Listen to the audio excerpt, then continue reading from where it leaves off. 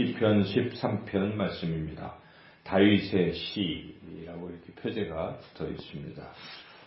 내용으로 볼 때에 다윗이 계속 어떤 대적자에게 괴롭힘을 당하고 있다. 근데 그 괴롭힘이 멈추지 않는 이제 그런 상태다는 것을 우리가 알 수가 있죠. 그래서 여기에 보면 다윗은 지금 이 멈추지 않는 어떤 고통 속에서 하나님이 여전히 자신의 기도를 들어주시지 않고 마치 외면하는 듯, 그래서 어느 때까지 얼굴을 숨기시겠습니까? 라고 이렇게 탄식하고 있습니다. 그래서 여기에 보니까 원수가 계속 어느 때까지 나를 계속 치고 내 앞에서 교만하고 이럴 것인가요? 하고 지금 토로하고 있는 그런 기도의 내용이죠. 그래서 아마도 다윗이 이렇게 계속 멈추지 않는 괴롭힘을 당했던 그 시기는 다윗이 이제 왕이 되기 직전까지 기름 부음 받고 왕이 되기 직전까지 사울의 질투 때문에 계속 괴롭힘을 당한 그때가 아닌가 우리가 짐작이 됩니다. 그 기간 동안 다윗은 정말 괴로웠던 그런 순간들을 많이 맞이했죠. 다윗이 그러하였는데 이제 이런 상황 속에서 다윗은 아마도 수시로 기도했을 것입니다. 그 기도하는 것들 중에 하나가 오늘 시편 13편이라고 볼 수가 있겠는데, 이렇게 괴로울 때, 또 그 괴로움이 계속 지속될 때, 더 이상 해결이 안 되는 듯 보일 때 할 수 있는 가장 좋은 것, 또 유일한 것은 결국 하나님 앞에 기도하는 것입니다. 상황이 호전되지 않더라도 하나님 앞에 나아가서 이 다윗처럼 처음에는 탄식할지라도 이렇게 기도하는 것이죠. 기도로 시작하는 것입니다. 계속 기도를 해야 됩니다. 그래서 다윗은 계속 기도하는 중에 5절 말씀에서 확신을 얻게 됩니다. 하나님 나를 구원하실 것이다. 확신을 갖게 되죠. 기도하던 중에 5절을 읽어보겠습니다. 나는 오직 주의 사랑을 의지하여 싸우니 나의 마음은 주의 구원을 기뻐하리이다. 주님이 구원하실 것을 나는 기뻐합니다.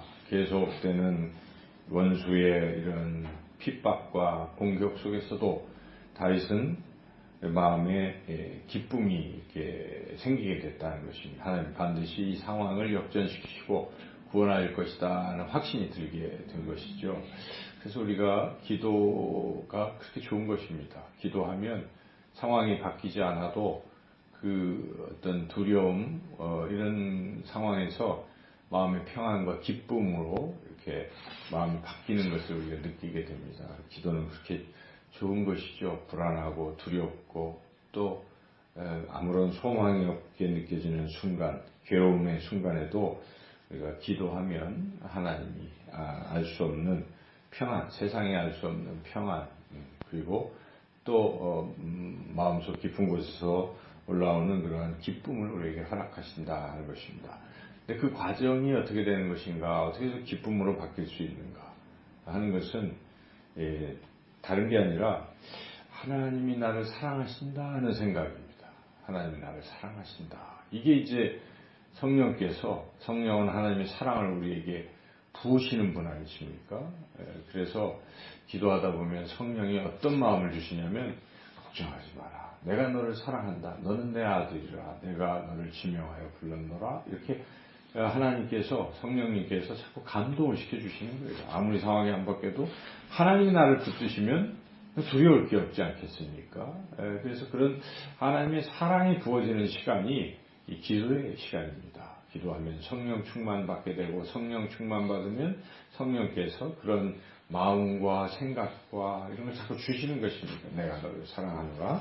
그래서 이 다윗도 기도하던 중에 갑자기 이렇게 변화가 됐던 그 근본적인 이유는 나는 오직 주의 사랑을 의지하여 싸우니. 오늘 이 말씀 우리가 마음에 꼭 새겨야 돼. 나는 오직 주의 사랑을 의지하여 싸우니. 지금 다윗은 그 환경 속에서 하나님의 사랑을 의지하게 되니까 구원을 기뻐하고 또 하나님을 찬양하고 찬송하게 됐다는 것이죠. 6절도 읽어보겠습니다. 내가 여호와를 찬송하리니 주께서 내게 은덕을 베푸심이로다. 예, 이런 것입니다. 우리가 정말 하나님의 사랑을 받는 존재인가? 그렇습니다. 성경은 어찌 보면 사랑 이야기라고 볼 수가 있습니다. 하나님이 우리에게 사랑한다고 쓰는 편지 같은 또 책, 그렇게 우리가 볼 수가 있어요. 창세기부터 시작해서 요한계시록까지 하나님이 우리를 사랑하신다는 이야기입니다. 인간이 하나님이 처음부터 우리를 사랑하셨습니다. 그래서 우리를 만드시고 보시기에 좋으셨다. 이렇게 하나님 기뻐하시지 않으셨습니까? 그런데 인간이 하나님의 말씀 또 불순종해서 죄를 지었을 때도 하나님께서는 여전히 포기하지 아니하시고 아담과 하와를 사랑하셔서 그들이 벌거벗은 수치로 괴로워할 때에 그들에게 가죽옷을 지어 입히시고 또 보호하시고 그리고 또 예수 그리스도를 보내주셔서 인류의 죄를 사한 길을 열어주시고 예수님을 믿는 자마다 다시 구원하는 그런 하나님의 놀라운 사랑이 성경에 펼쳐지고 있는 것입니다. 그 예수님이 오실 것을 구약은 예언하고 있는 것이고 주님이 오신다.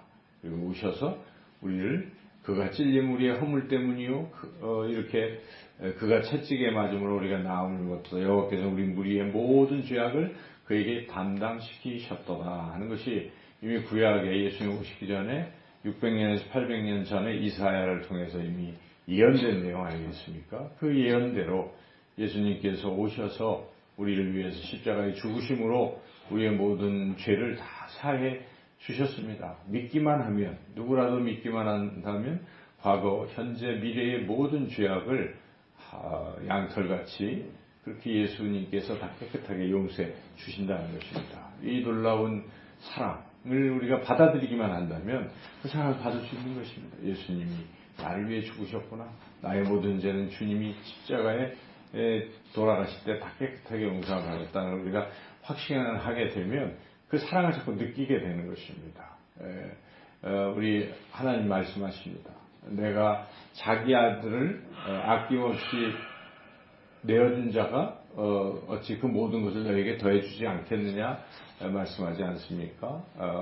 그 어떤 것도 죽음도 또 질병도 또 환난도 그 어떤 것도 그리스도 예수 안에 있는 하나님의 사랑에서 끊을 수가 없다 하는 로마서 8장 말씀에도 그렇게 하나님의 사랑이 나타나 있습니다. 우리가 지난 금요기도회 때도 예수님의 그 사랑의 길이와 깊이와 넓이와 높이를 우리가 알아야 된다는 것입니다. 하나님의 사랑은 끝이 없는 것입니다. 우리는 그 사랑을 늘 생각해야 되겠습니다.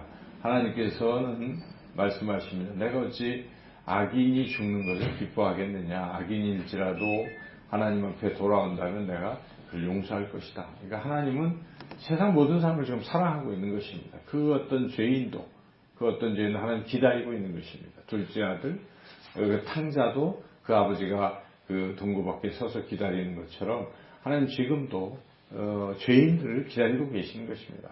그래서 그 누구라도 하나님 앞으로 나오기만 한다면 용서함을 받고 하나님의 사랑을 받고 살아갈 수가 있다는 것이죠. 그래서 우리는 이미 예수님을 믿는 사람들인지라 우리는 하나님의 더 큰 사랑 속에 지금 있는 것입니다. 그래서 우리가 이 하나님의 사랑을 결코 잊어버려서는 안 된다는 것이죠. 그래서 근데 이게 잘 생각이 안 날 수가 있어요. 살다 보면 세상에 묻혀서 살다 보면 이런저런 상처를 받고 또 어려움에 또 자기가 휩쓸리다 보면 굉장히 힘든 거죠. 힘들다 보면 나는 버림받은 존재인가 이런 생각도 들고 또 몸이 계속 아프면 정말 또 괴롭고 이럴 것입니다. 그럴 때 우리가 다시 성경을 읽고 또 기도하면 하나님께서 내가 너를 사랑한다. 나는 너를 다 아노라. 걱정 마라. 내가 너를 고쳐주리라.